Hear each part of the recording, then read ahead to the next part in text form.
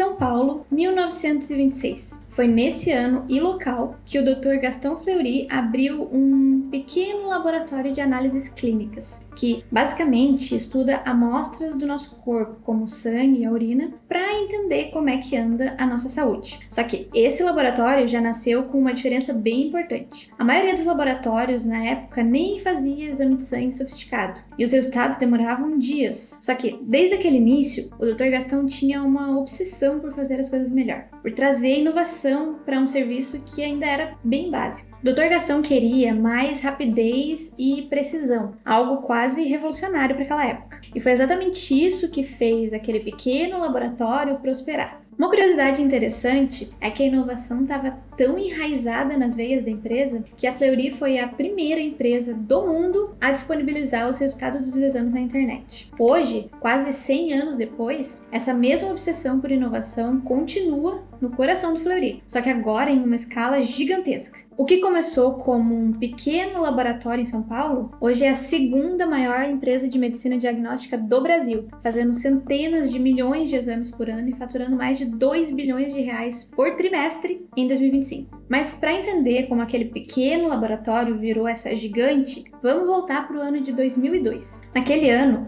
o Grupo Fleury já era uma rede de medicina diagnóstica super conceituada junto à comunidade médica, mas ela ainda era relativamente pequena. Foi nesse momento que o Grupo Fleury resolveu apostar pesado em uma estratégia clássica de crescimento: comprar outras empresas. Acontece que, naquela época, o setor de medicina diagnóstica ainda era muito fragmentado no país, com milhares de laboratórios pequenininhos espalhados, cada um atuando no seu próprio cantinho do país, com seus próprios processos e sem nenhuma padronização no jeito de fazer as coisas. O objetivo do grupo, então, era até bem ambicioso. Eles queriam levar para todo o Brasil o nível de qualidade e de confiança que eles levaram muitas décadas construindo. E eles já saíram com sangue nos olhos. Só para vocês terem uma ideia, de 2002 até 2009, o grupo adquiriu 24 marcas. Isso dá mais ou menos 3 empresas por ano, sendo que cada uma dessas marcas tinha vários centros espalhados pelas regiões onde elas atuavam. Imagina só o trabalho. Todo ano eles tinham que organizar novos laboratórios, novos funcionários, novos equipamentos, tudo isso ao mesmo tempo e sem perder a qualidade que já era reconhecida pela comunidade. Com a expansão a todo vapor, chegou a hora de dar um passo importante: abrir capital na Bolsa de Valores. Então, em 2009, o Fleury realizou o tão esperado IPO e levantou nada menos que 630 milhões de reais. Agora, adivinha para onde que foi toda essa grana? Para comprar mais empresas, é claro. Logo no ano seguinte, o Grupo Fleury resolveu dar o próximo passo e acertou a compra de 2 laboratórios. O Paulista DI, que cuidava de exames de imagem diretamente dentro de hospitais, e aquela que foi a maior aquisição do grupo até o momento, o Labsdor. A aquisição do Labsdor foi gigantesca. Com uma tacada só, o Grupo Fleury adicionou 57 novas unidades de atendimento no Rio de Janeiro, aumentando a receita e o lucro operacional em 50%. Só que, é claro que essa compra não saiu nem um pouco barata. Para levar o Labsdor, o Fleury teve que pagar mais de 1 bilhão de reais. Só que uma aquisição desse tamanho nem sempre sai como planejado. Como a gente já viu, integrar todas essas novas unidades de atendimento não era um trabalho fácil. E algumas unidades simplesmente não deram certo. Elas eram mal localizadas ou não tinham demanda suficiente, então o Fleury tomou a decisão de fechar algumas delas. No meio dessa integração toda, o Fleury percebeu que tinha uma confusão de marcas no portfólio. Eram dezenas de nomes diferentes, cada um com a sua própria clientela e o seu marketing, então eles resolveram simplificar as coisas. Várias dessas marcas foram unidas sob uma única bandeira, que era chamada de A+. A ideia era clara: fortalecer essa marca única e deixar tudo mais fácil de gerenciar, além de mostrar aos clientes e aos planos de saúde que eles estavam lidando com uma rede realmente sólida. Só que nem tudo foram flores. O resultado dessas movimentações, infelizmente, não foi bom. Integrar todos aqueles laboratórios comprados deu muito mais trabalho e muito mais custo do que o Fleury esperava. E esses problemas bateram direto na lucratividade da empresa. A margem EBIT caiu de 19,3% em 2010 para 12,5% em só um ano. Para quem não está familiarizado com esse termo, eu vou explicar. EBIT significa Earnings Before Interest and Taxes, ou, em bom português, lucro antes dos juros e impostos. Já a margem EBIT mostra, na prática, quanto da receita líquida da empresa vira lucro operacional, aquele que ela realmente consegue controlar no dia a dia. Se você já é ou quer se tornar empresário ou empresário, conhecer esses termos é de extrema importância para tocar o seu negócio com sucesso. Por isso, aqui na Varus a gente preparou um curso de finanças para empresários que te ensina tudo o que você precisa saber sobre esses indicadores financeiros em apenas 60 minutinhos. A gente sabe que a vida de empresário é super corrida, então o curso é direto ao ponto. Se você se interessou, dá uma olhada no link que eu vou deixar aqui na descrição, beleza? Tenho certeza que vai valer a pena. Mas, voltando ao Fleury, esses 12,5% ainda não eram o fundo do poço. Olhando aqui no gráfico, você vê que o pior ano foi 2013, em que a margem EBIT caiu mais ainda e chegou a míseros 10,2%.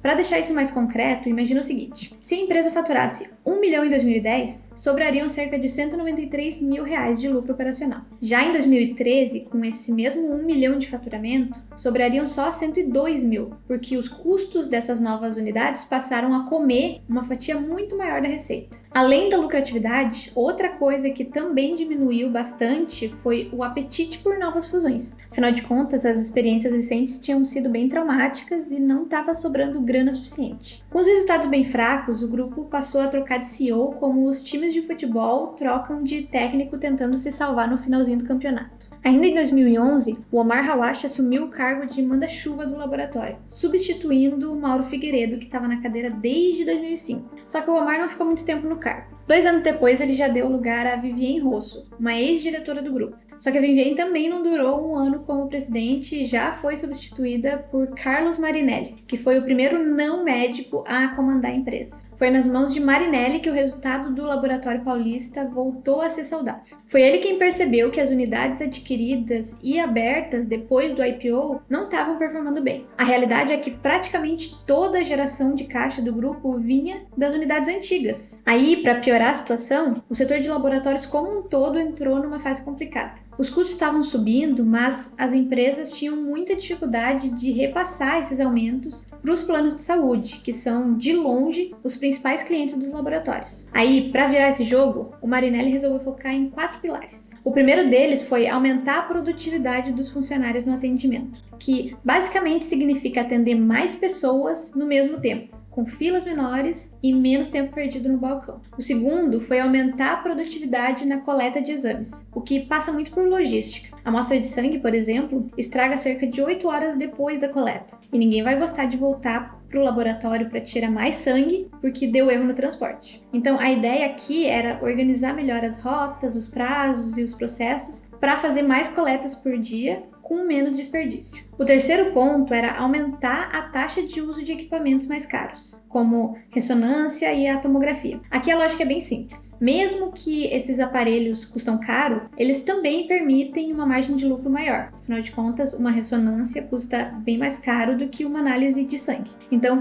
quanto mais eles rodam, mais lucro eles geram. Esses 3 primeiros pilares, eles tinham um objetivo bem clássico: fazer mais com menos. Já o último, que é mais voltado para a experiência do cliente, era aumentar o nível de satisfação no atendimento, justamente para fidelizar a base e fazer o paciente voltar quando precisasse de novos exames. O plano deu muito certo e a margem EBIT quase dobrou entre 2013 e 2017, passando de 10,2% para 20%. Mesmo com o país enfrentando uma das maiores recessões da história nesse período. Desde então, a margem EBIT caiu um pouquinho, mas nunca mais retornou à casa dos 10% como tinha chegado antes. Outro ponto em que o Fleury evoluiu bastante durante esse turnaround foi a gestão de capital de giro. Nesse período, a empresa aproveitou para colocar ordem na casa e organizar a linha de contas a receber, que estava cheia de valores a receber de planos de saúde que estavam meio mal das pernas ou simplesmente demoravam demais para pagar. Para completar, o Fleury também encerrou os contratos com os planos que não faziam mais sentido para a empresa financeiramente falando. O resultado disso tudo não poderia ser outro. A fatia da receita líquida que a empresa precisava deixar presa no capital de giro despencou. Saiu de 24,1% em 2012 para apenas 9,5% em 2021. Em 2016, quando a virada já estava entrando na reta final, o Grupo Fleury voltou a pensar em crescimento de novo. No fim daquele ano, a empresa anunciou um plano plano bem ambicioso de abrir novas unidades. A ideia era inaugurar entre 73 e 90 lojas entre 2017 e 2021, o que por si só já representaria um aumento de cerca de 50% na rede. A expansão, então, começou com força total logo de cara. Só entre 2017 e 2018 foram 46 novas unidades abertas, quase a metade do plano original já saindo do papel. Só que essa estratégia não estava funcionando tão bem quanto o esperado. O problema é que muitos planos de saúde tentam evitar que os clientes usem marcas mais premium, como a própria marca Fleury é. Eles querem economizar, então preferem que o cliente use marca mais barata. Para contornar isso, o Fleury resolveu apostar na marca A+,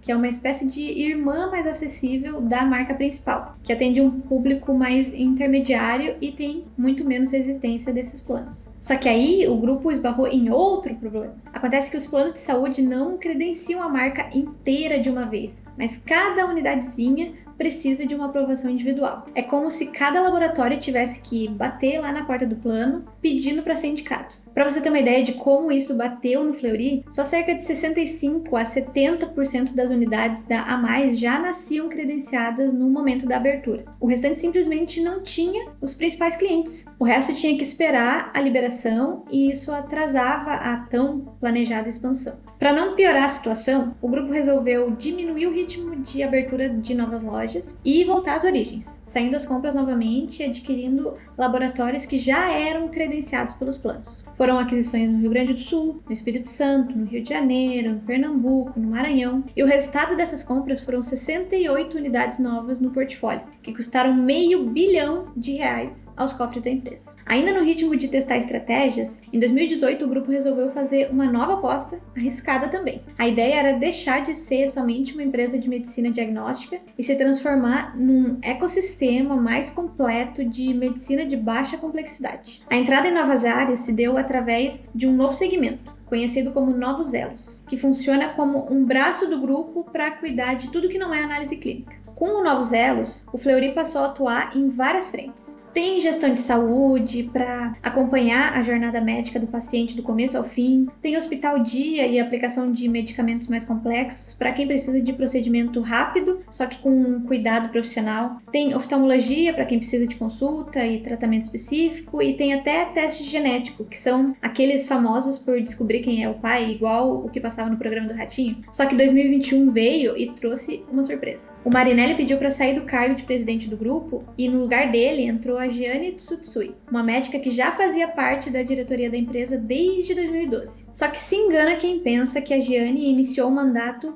de forma mais lenta. Muito pelo contrário, o ritmo de aquisições se acelerou ainda mais. O Fleury comprou mais laboratórios e ainda colocou um pezinho em mais algumas áreas novas, como ortopedia, medicina reprodutiva, ensino digital e oncologia. Depois de tantas movimentações, até parecia que a empresa ia dar uma pausa para respirar. Só que, no mundo dos negócios, não funciona assim. Em 2023, o Fleury simplesmente resolveu fechar a maior transação da história da medicina diagnóstica no Brasil, que foi a compra do laboratório mineiro Hermes Pardini. Na época, o Pardini era a terceira maior rede de laboratórios do Brasil, e a aquisição custou a bagatela de 2,4 bilhões de reais. E os antigos rivais, na verdade, se complementaram muito bem. Isso é visto primeiro quando a gente olha para o mapa das redes. O Hermes Pardini tinha a maior parte das suas unidades em Minas Gerais, onde o Fleury praticamente não atuava. Goiás e Pará também eram estados que o Pardini cobria, mas o Fleury não. Só em São Paulo e no Rio, que são dois dos maiores mercados do país, os antigos rivais realmente se esbarravam. Ou seja, a fusão ajuda os dois a cobrir mais territórios sem se sobrepor. Só que o complemento também aparece quando a gente olha para o perfil de receita das duas empresas. O Fleury tinha cerca de 20% das vendas vindas de serviços prestados para outras empresas, que é o famoso B2B, enquanto o restante vinha do consumidor final, aquele atendimento direto nos laboratórios e nas clínicas. Já o Pardini tinha um perfil bem diferente. Cerca de 57% do faturamento vinha do B2B, ou seja, prestação de serviço para outras empresas, para planos de saúde e para hospitais. Isso significa que juntos eles conseguem equilibrar melhor a exposição entre o mercado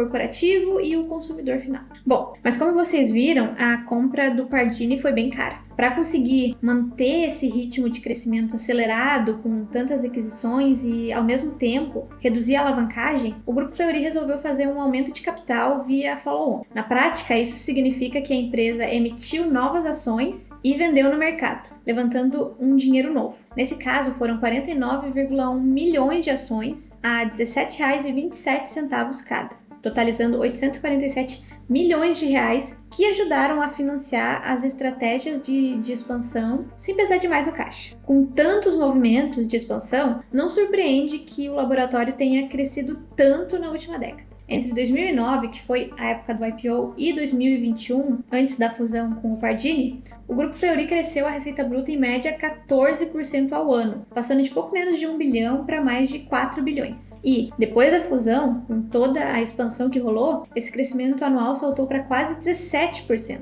Hoje, o Fleury é muito maior do que o Dr. Gastão deve ter sonhado que seria. Dentro do grupo, você encontra todas essas marcas aqui que atuam nos mais variados segmentos da saúde. É um século de história que contou com muita reviravolta, com apetite de crescimento e bastante foco em inovação. Vamos então acompanhar o que o futuro guarda para a empresa.